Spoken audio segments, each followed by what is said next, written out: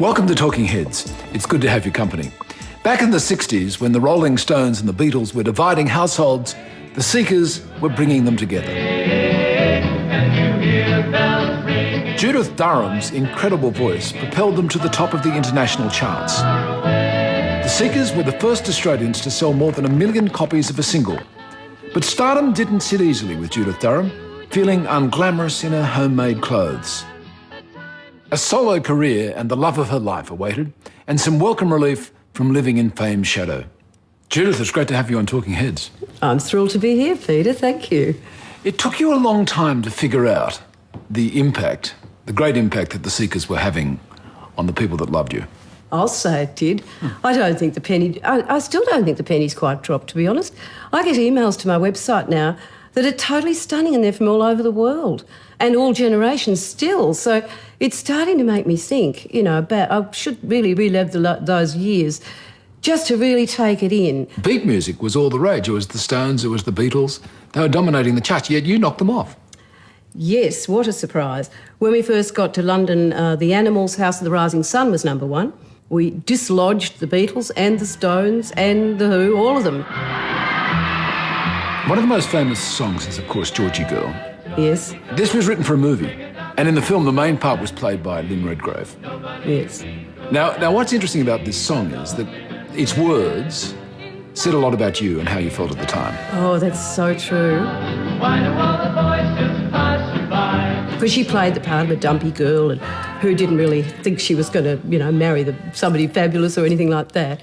And, it was brilliant. It's a miracle of a song. It's a standard in the States. Yeah, I think it's more famous than the Seekers in the States. Well, the words also talk about a loneliness deep inside. Did you feel that? I certainly wished I could meet Mr. Right, and somehow I didn't see how I was going to. But I had to work hard in the Seekers. I had my job to do, and I suppose my little motto all through my life has been everything comes to he who waits, so I often reminded myself of that. As we're about to see from the clips of the Seekers days and other things, you look $1 million when you're performing on stage. How do you feel as a performer? What does it do for you? Leading up to a performance, I never feel like I'm capable of a performance. And I've now had so much experience of things working out anyway that I realise somebody else is really doing it. I have to turn up and I have to assume I've got to open my mouth and breathe and sing. So there's always a sense of wonderment to me about going through the process once I'm on stage.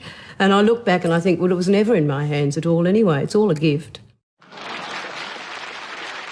I'm told constantly that I'm an icon and a legend and everything, and I'm starting to think, wow, well, is this what it feels like to be that person? Love, this is my song. My whole life I've identified with music as very much part of me.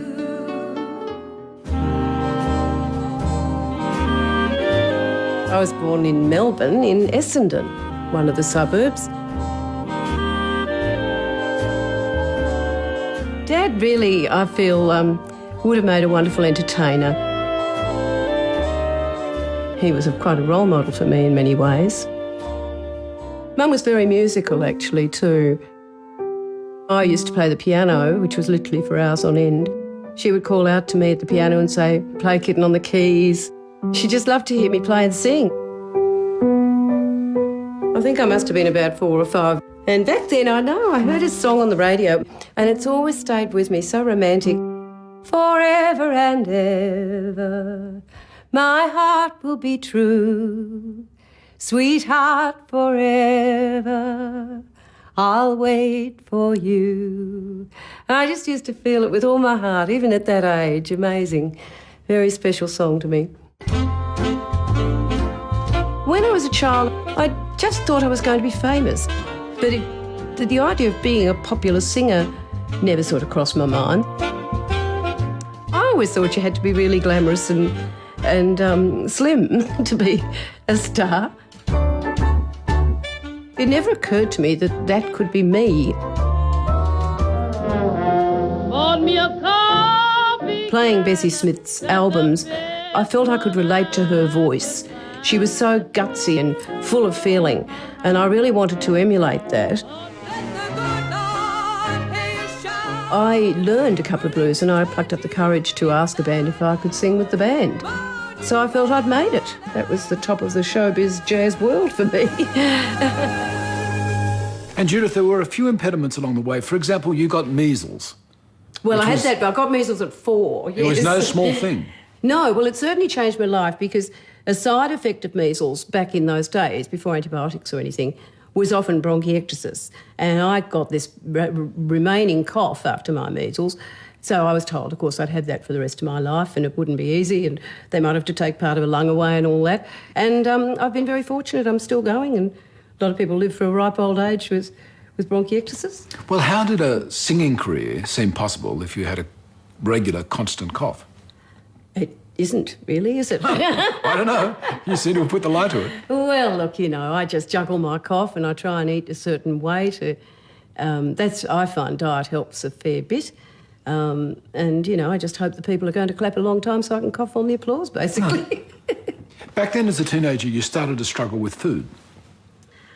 I remember distinctly when that was too. I had a biscuit after I'd had some cough medicine. And I thought, gee, this is nice, having a biscuit when you're not supposed to, sort of thing. And that kind of, I think that sort of triggered it in a way. So, but yes, I was very critical of myself and self-conscious. And in the early days, I actually told somebody that I'd rather be on radio and on records and not on television because I didn't think I should be seen. I thought I should be heard and not seen. What were you self-conscious about? I thought I had a fat face and it was all wrong. I thought it was all proportioned the opposite of what you should be to be a star. Really, seriously, yeah.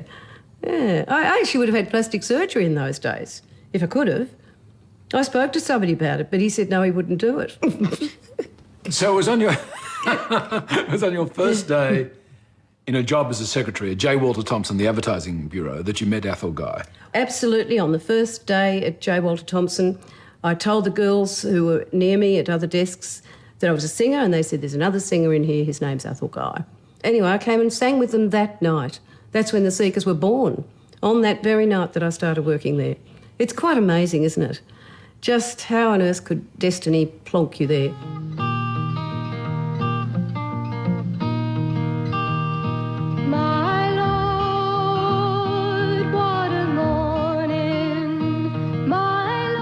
I did not set out to become one of a 4-part harmony group going to the other side of the world to become pop stars. When the stars begin to fall. It was no choice of mine at all. It was made for me. We were the first Australian group to have gone over to England. And within 6 weeks we were on the Palladium and we were already doing television every week. I'll Never Find Another You surprised everyone by going straight to the top of the charts around the world. No matter what I do, for I know I'll never find another you. Everybody loves I'll Never Find Another You. It just touches something very deep with people. For each of us, they say. No, my image of me in that group is that I don't match up to the glamour of the boys. Many miles away. Driver at the engine, fireman rings the bell, Sandman swings the lantern to show that all is well. Up until certainly we'd had our first couple of hits, I was still trying to make all my own clothes, trying to disguise my weight. And this one, made that one, believe it or not, which was made from a sari I bought in Fiji on the way across to England. And this one, which is taken on Westminster Bridge, and it was freezing cold, me in my Australian summer dress, but I made it, believe it or not.